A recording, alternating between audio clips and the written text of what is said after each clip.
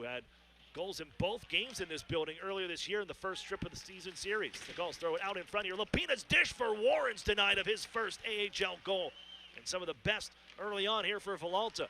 Ratu on the counterattack, gives left side, it's Lipkin, and he rips it home for a 1-0 Roadrunners lead.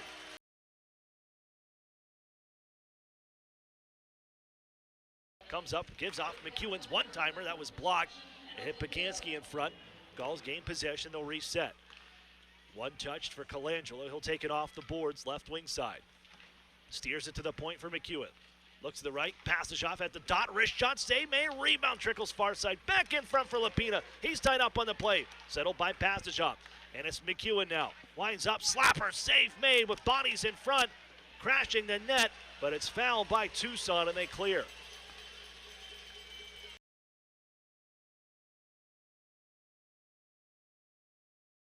On for Nesterenko, crisp pass out to center ice, redirected in from the left side. Villalta's going to move it as he can shovel it to Connaughton. He'll play it ahead, Paganski, now Hebig. And one touched in by Yamamoto, left wing side, and first to it, it's Tucson. Hebig for Yamamoto, and front wide open, they score.